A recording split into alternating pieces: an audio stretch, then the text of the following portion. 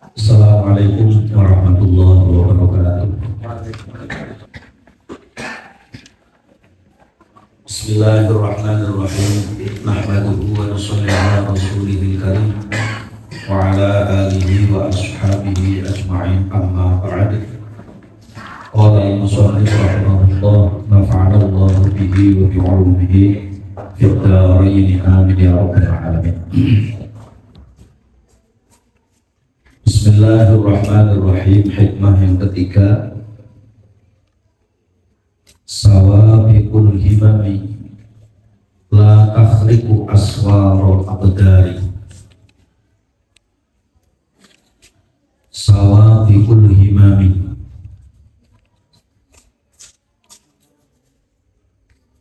beberapa tekad yang kuat atau sebuah keinginan. Himam itu beberapa keinginan. Sawabik itu bisa dikatakan sebuah keinginan, sebuah kekuatan. Jadi sawabikul himam itu tekad yang kuat atau beberapa tekad atau keinginan yang kuat. La takhriqu, ora bisa bakar, ora bisa tembus, ora bisa jebol apa si sawabikul himam aswarul aqdari ing pira-pira rahasiane takdir. Jadi hikmah yang ketiga itu tekad yang kuat, keinginan yang kuat, tidak akan mampu menembus dinding rahasia-rahasia takdirnya Allah Ta'ala.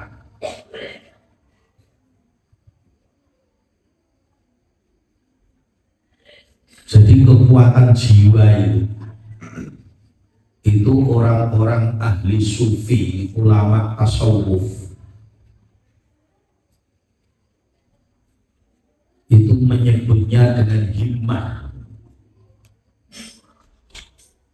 Jadi kekuatan jiwa, sebuah keinginan itu bisa dikatakan himmah.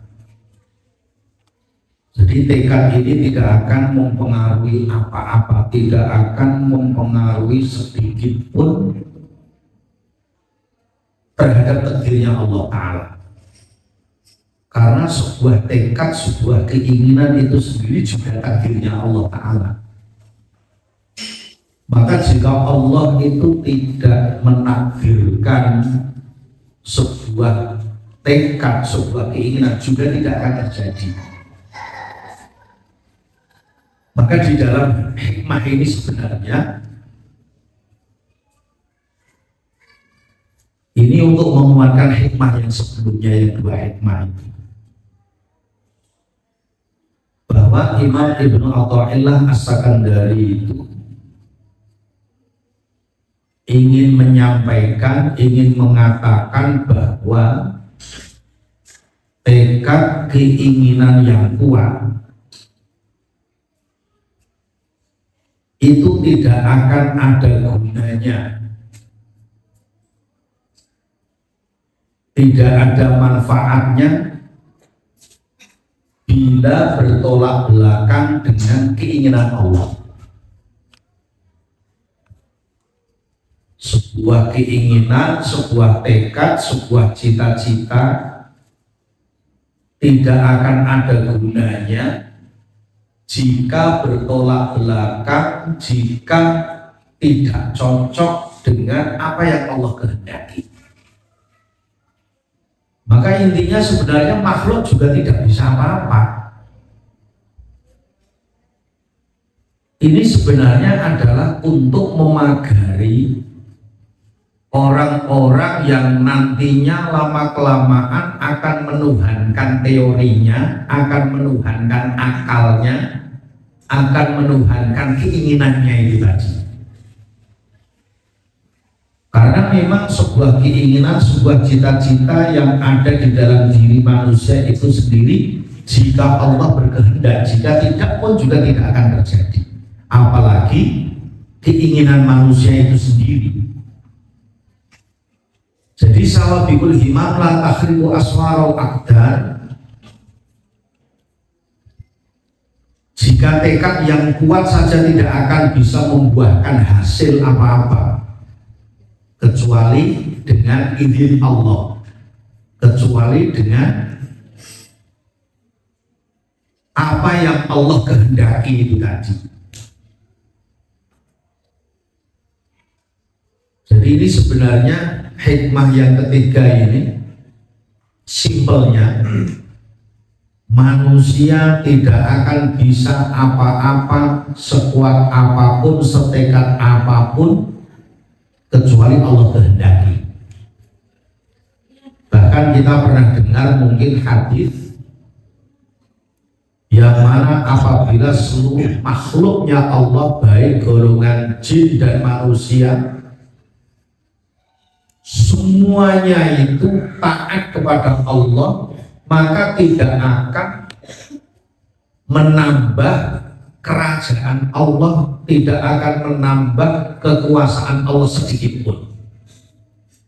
Begitu juga sebaliknya, jika seluruh makhluk bermaksiat kepada Allah, ini pun tidak akan mengurangi sedikit pun kekuasaan Allah Ta'ala.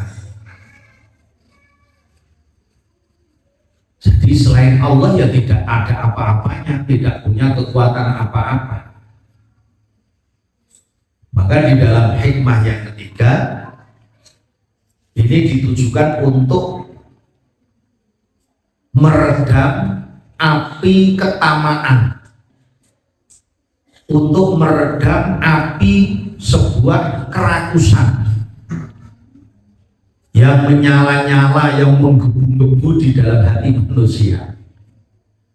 Karena manusia ini jika tidak diredam dengan perkara ini, itu lalai, lupa diri.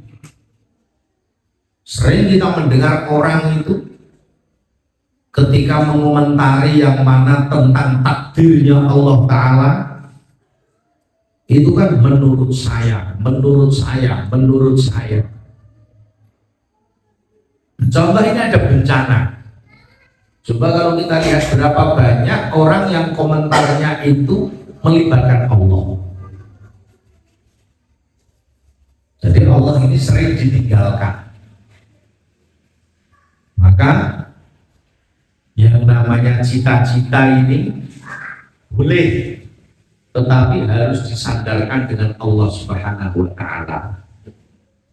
Sebuah tekad harus, tetapi harus disandarkan dengan Allah Subhanahu wa Ta'ala, supaya manusia ini tidak menuhankan keinginannya, tidak menuhankan tekadnya itu tadi. Maka diimbangi dengan hikmah yang keempat ini ada hubungannya. Arih nafsaka minat tadbir fama qawma bihi wairuka angka la takum bihi li nafsik. Arih lereno siro, istirahatkanlah, lereno siro nafsaka ing awak dewi siro minat tadbiri, saking ngatur-ngatur. Tadbir adbaro yudbiru tadbiron, saling mengatur. Jadi maksudnya mengatur tentang kesibukan duniawi. Istirahatkanlah dirimu dari mengatur-ngatur kesibukan duniawi. Keren. Pama mengkotai perkara koma kanggus jumeneng bihi kelawan perkara, kanggus jumenengaken bihi kelawan perkara sapa wairuka sakliyane sira, maksudnya Allah. angka saking sira la takum mongko ya aja jumenengi sapa sira bi lan perkara linafsika kanggo awak sira.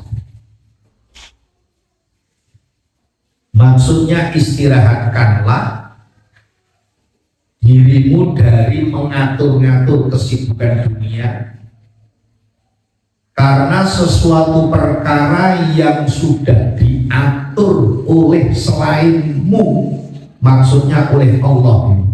Ini memang kalau kita melihat redaksi di dalam hikam itu kan apa bahasanya, sastranya itu sebenarnya tinggi.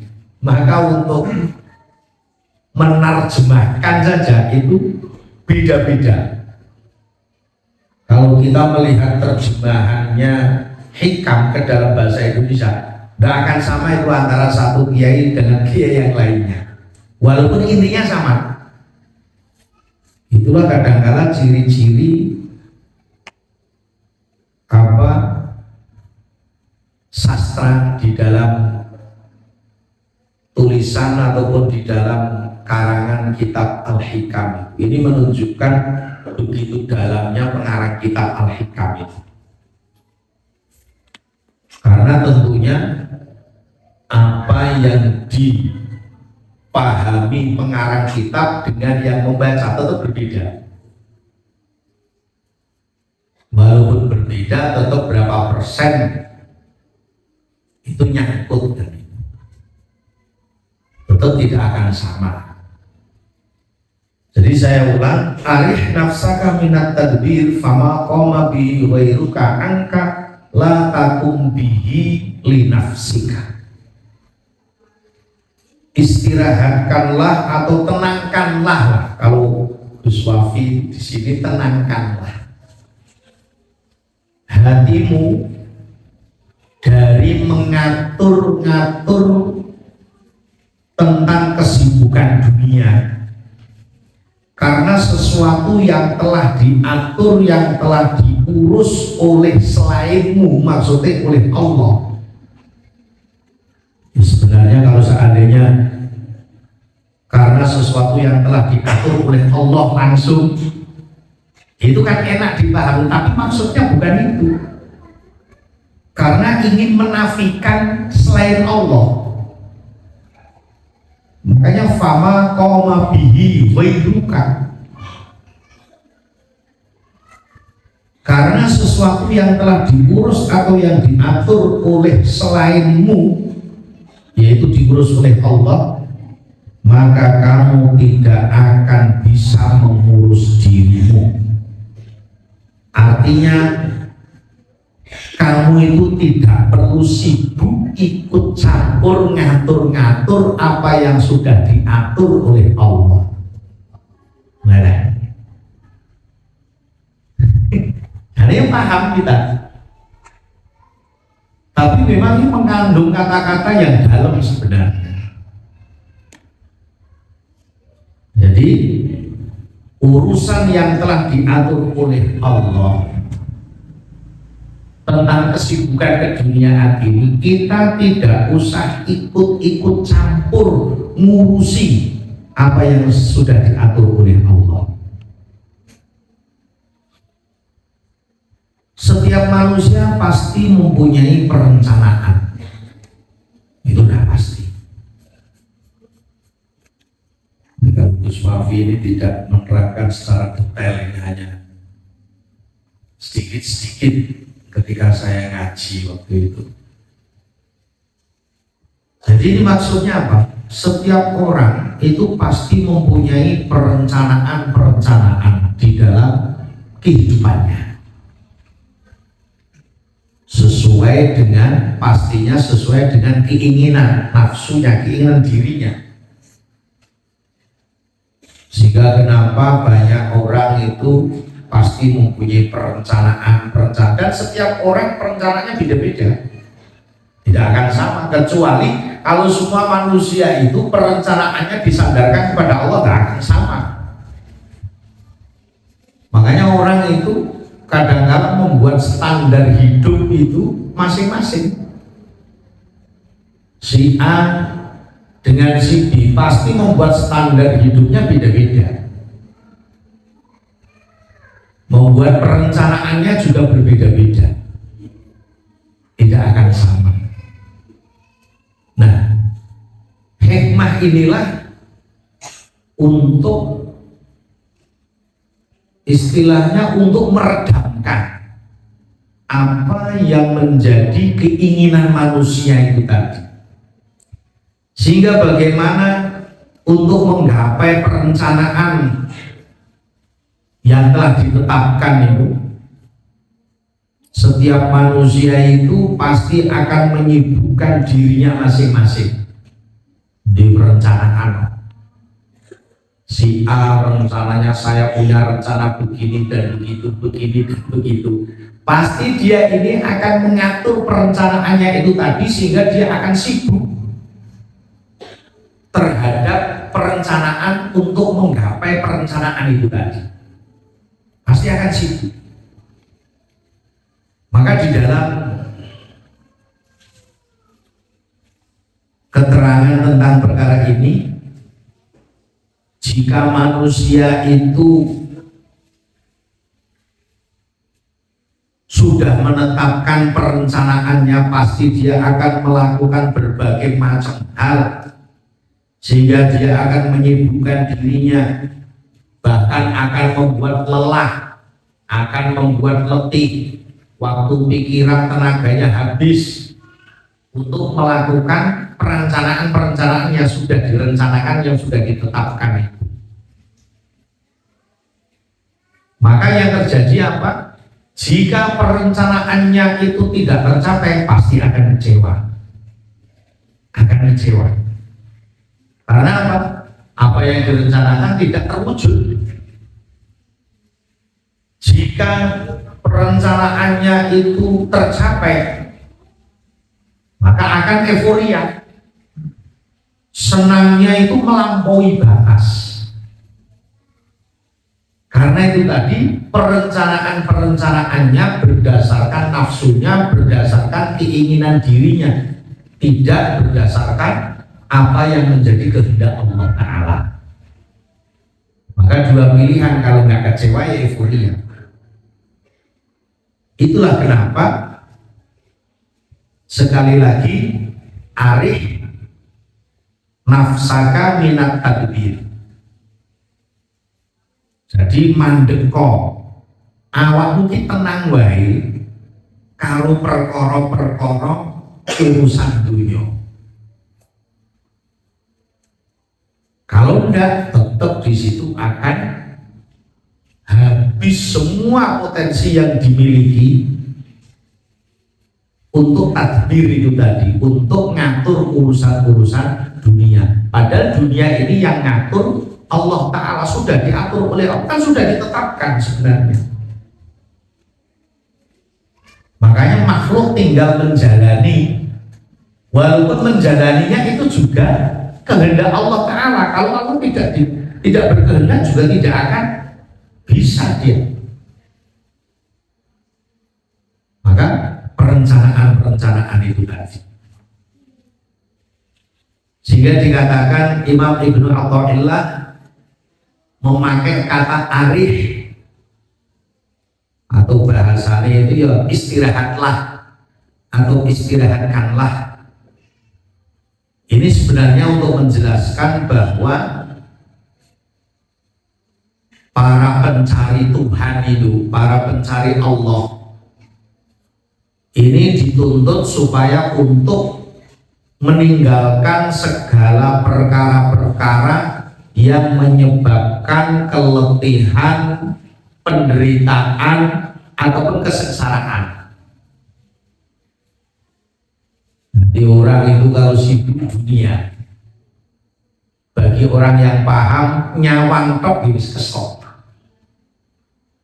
Mulane kok istirahat, kowe nyapo dadak nusan jempale balik tulang peras telinga. Sampai entek waktumu, tenagamu, pikiranmu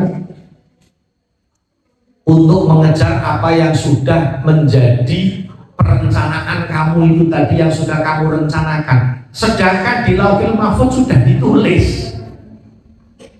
itu sudah diatur oleh Allah. Kamu ini hanya diperintahkan untuk ikhtiar saja, obah saja, tidak bisa menentukan. Wong obah kamu juga dikehendaki oleh Allah. Tetap kembali lagi, manusia tidak bisa apa-apa walaupun berencana. Wong dia bisa merencanakan juga dikehendaki Allah. Apalagi hasil rencana tidak mungkin tidak diatur oleh Allah Ta'ala. Maka kon istirahat, maksudnya sebenarnya kon liren bukan mandek loh, kon aso bahasanya. Jadi perkara dunya, perkara sing wis diatur karo Allah Ta'ala, kon aso setitik. Ojo sampai mung cuma oleh kesel, mung cuma oleh sengsara, mung oleh letih tok.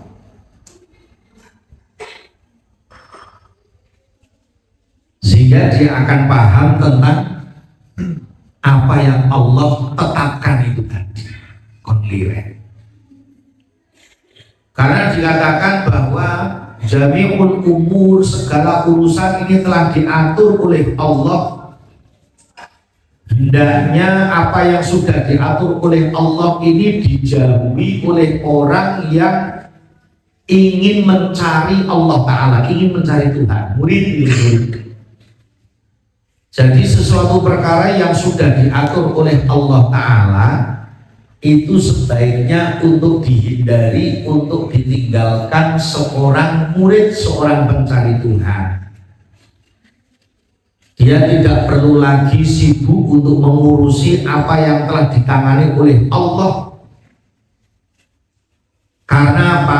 Tindakan itu di samping menghabiskan tenaga, pikiran, dan lain sebagainya, kadangkala malah kebablasan ketika orang itu ngatur-ngatur apa yang sudah diatur oleh Allah. Ini menjadi sok tahu, merasa lebih tahu daripada apa yang Allah atur itu tadi.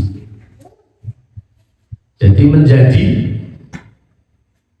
sok ngatur, bahkan ngatur Gusti Allah Ta'ala, merasa tahu, karena itu semua sudah diatur oleh Allah Ta'ala. Lagi pula sikap orang yang sok tahu itu tadi jelas bertolak belakang dengan sifat rububiyah. Jadi tentang kepengaturan, tentang ketuhanan, yaitu tentang takdir Allah Ta'ala. Makanya kenapa ulama-ulama dulu kalau memaknai Rabbil Alamin itu tidak hanya kang mengirani wong sak alam kabeh, tapi kang ngrumat makhluk sak alam kabeh. Jadi kata-kata Rabbun itu, kiai-kiai dulu itu kalau memberikan makna itu ngrumati, memelihara. Jadi kalau dipelihara ini, Allah memelihara semua makhluk yang ada di langit bumi, di alam semesta. Kalau sudah dipelihara ini tidak hanya diatur, semua diatur, dicukupi, dilihat, dijamin, semuanya. Kata-kata Rabbun ini. Alhamdulillah sekabane puji kulillah tetep kagungan Allah Rabbil Alamin, kang rumat makhluk sak alam kabeh. Maksudnya kang mengirani itu tadi. Tapi Rabbil Alamin sing rumah yang memelihara semuanya. Maka kalau sudah dipelihara, semuanya tercapai, semuanya terjangkau, semuanya Allah semua tanpa melibatkan satu makhluk pun, yaitu dengan sifat Ar-Rahmanir Rahim. Dua sifat kan, yang sifat pertama ini untuk semuanya tanpa terkecuali, baik yang taat maupun yang maksiat. Yang Ar-Rahimi khusus yang taat saja, yaitu nanti bagian di akhirat.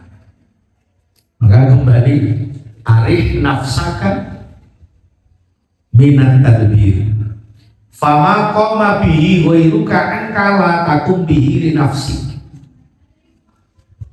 Maka ini sebenarnya sebagai peringatan bagi orang-orang yang mencari Tuhan, karena biasanya orang-orang yang mencari Tuhan atau seorang murid sedang menghadap Tuhannya dan sibuk dengan zikir-zikir ibadahnya, seluruh sebab penghidupan duniawi ini kan akan terputus. Artinya wong sregep ngibadah wirid kan otomatis dia tidak mungkin kan? Sambil nyambut gawe umpama atau sholat sambil nyambut gawe kan tidak bisa. Maka disitulah syaitan datang. Nah itu syaitannya itu datang membisiki, ngiming-ngimingi dengan berbagai macam hal yang mana di situ tidak akan terwujud. Lah, mengapa sholat, mengapa wiridan, mengapa dikir, toh nak orang yang gawe Ramadan, ayo, ya setan. Maka bisikan setan itulah yang membuat para pencari Tuhan itu tadi akan meninggalkan kebiasaan zikir, meninggalkan kebiasaan amalan-amalan, meninggalkan kebiasaan ibadah-ibadah itu tadi. Maka untuk menghindari perkara ini, kata para ulama, satu memang ya tetap kita zikir pagi petang, dan selalu tafakur. Artinya wayahe nyambut gawe, tapi aja nyambut gawe ini kuwi iso ndadekake lali marang sing nentoke nyambut gawe. Bahasane keren gini, banyak orang mengatakan wah saya mencari rezeki, tapi malah adok lali karo sing aweh rezeki. Ini aneh ini, Pak. Jadi bahasanya kita ini kan mencari rezeki kan wajib ini itu. Tapi satu sisi dia ini malah jauh dari zat yang mengatur, yang memberi rezeki. Ini bertolak belakang. Maka ini pun juga tengah-tengah, artinya kemarin saya sampaikan tetap kita ini tingkatannya ikhtiar yang seperti apa. Kalau kita ini tingkatannya ikhtiar ubah awak, ya tetap ubah awak. Tapi ubah awak dhewe iki sing nentoki Gusti Allah. Jadi bukan karena semata-mata dari diri kita, bukan.